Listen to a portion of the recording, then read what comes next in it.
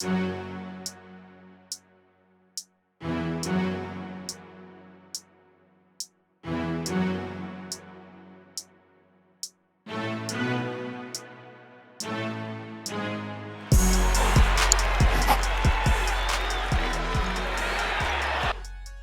to NextOnes.com. Colin Brown here with another episode of Colin's Corner this afternoon. Delighted to be joined by NJIT's Zach Cooks.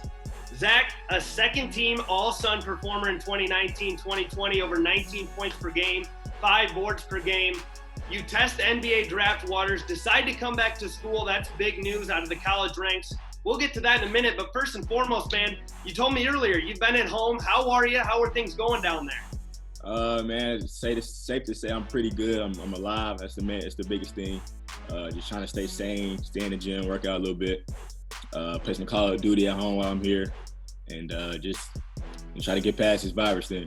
Yeah, it's tough around the college landscape. As I mentioned a moment ago with you, you talk to a lot of guys, and it's the same story. So hopefully we can get you guys all back on campus relatively soon. But as mentioned, so you declared for the NBA draft. Opted to come back to school for your senior year. We'll get to that in a moment, but let's go back to your high school days. Obviously down there in Georgia. Talk about your recruiting process and how you ended up at NJIT. Recruiting process was pretty fun when I look back on it. I put on the UIBL circuit, so a lot of coaches got to see me. I got a lot of interest, a lot of schools I've talked to, but NJIT kind of stood out with the coaches and the new building that was being built. And just the area in Newark, I didn't really know about at first, but as I went up there for a couple times and visited New York too, I kind of fell in love with it. And so the coaches played a big part, so I just went on and committed there. Yeah, you guys have a great coaching staff up there. Obviously, you've delivered for them as well. I think it's interesting when you look, you got onto campus and right away were a big-time playmaker, over 8 points per game as a freshman. Then 2 years ago, 17 per game as a sophomore. This season, made an even bigger jump. When did things really start to click for you? Because obviously, as I mentioned, you've been a playmaker from day one, getting accustomed to the college game. Did it take a while, or did you feel right at home right away? My freshman year, I would say it took I won't say a long time, but it took a little bit just for me to get used to the college game and how fast the pace was and everything. But I think I picked it up around like conference play my freshman year. I saw what was going on. I saw how competitive it was, what the speed was and everything. And I just took the end of the freshman year, I just transferred it to my sophomore year and kind of just took over a little bit with the help of Ab and Dre, all my teammates from sophomore year. And then it just was led over to this past junior year. I had to take a little bit of a scoring role. But I just took it and put it on my shoulders and did what I could at least. Yeah, absolutely, and you definitely did so. Obviously, as mentioned, 19 points per game. You're the second highest, I believe, scorer in school history. Is that correct? Yeah, big-time news as a junior. But I always like to ask guys, too, especially around the mid-major ranks, talk about the ASUN. What's it like playing in the conference night in and night out? You know, obviously, I look at the ASUN, very competitive league. But for the average fan out there, what are you getting day in and day out? If you're looking out from the outside in, most would say it's a weak conference. Really, only Liberty, they would say, is the best team in there. But it's competitive every night, man. You can't take a day off, a game off, because you never know who could beat you. Anybody can be beat home or away. So you got to go in every day with that mindset of just win a game and take care of business. We're moving to the American East, and so we played a couple teams out of that conference, and they're pretty good too. So you got to take the same mindset from the ASUN to the American East. Yeah, big change coming for you guys, as mentioned. Now, Zach, I'm sure teams tried to at least control you last season, although they may not have done a great job. You're putting up big numbers. But what did you see out of defenses? You know, when you were obviously in the half court in transition, what were they trying to do to slow you down? Really, man, when I look back at it, I saw a bunch of bodies, man, just bodies in the paint trying to just stop me from getting where I was trying to go. Saw a lot of double teams, off the pick and roll. In transition, they would try to stop me by putting 2 or 3 guys in the paint. So it was just a lot of bodies I would see, man. They wouldn't let me get to my spots where I wanted to usually go. And I just had to just fight my way through it and try to still do what I had to do. Yeah, absolutely. You look on film, and you were working through a lot of talent, a lot of tall trees in the paint. I thought you did a terrific job this last season, continuing to really put the team on your back at times. But you mentioned you guys are making the switch to the AM East. What do you guys think of that? Obviously you're going into your final year. Is that a big change, or is that something you're just looking at and saying, hey, this is a new opportunity for us to prove ourselves? I think I wouldn't say it's a big change, but it's just another conference we get to go in and compete in. I think we played at least 4 or 5 teams out of that conference already. We pretty much split with each one of them. But I mean, it's just another opportunity, like you said, just to go in and compete, try to get some wins, and try to come out on top in that conference too. Sure, absolutely. Yeah, and the AM East, another conference that the average fan may not know about, but terrific play up there. It's going to be a really interesting season, you guys joining them as well. But let's get to this last year. Obviously, a terrific junior campaign. You declare for the NBA draft while maintaining your eligibility to come back. Talk about the process. And I'm really curious, man. I'm sure you talked to NBA teams, obviously G League teams. What was the feedback they gave you? I'm sure there's things that they love about your game, as I do. And then what did they tell you could improve upon, obviously, going into your last season?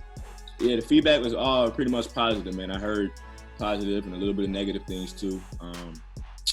I heard from NBA teams. Well, I didn't actually hear, my agent did, but they told me they was just saying like, I could score the ball real well. I could make plays really well. They could see me in the G League, they could see me overseas, and it was just a bunch of positive feedback I could take into my senior year and improve on even more, and make a run for the league, G League, or overseas next year too.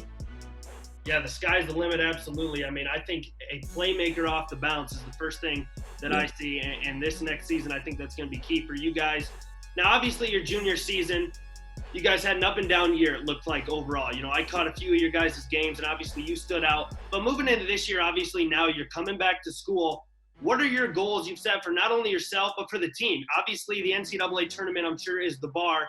Is that something you guys are really focused in on, or winning a conference championship?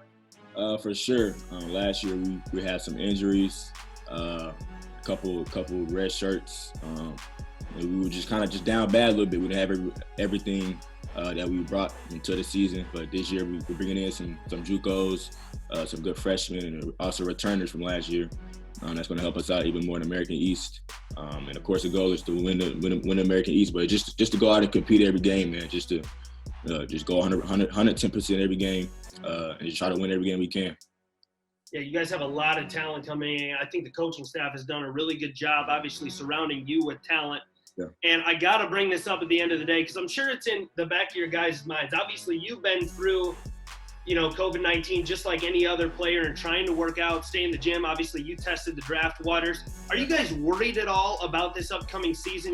Really that it's up in the air. It may happen, it may not. You may not have fans at the end of the day. What's kind of the thought process? Is that something you guys talk about at all?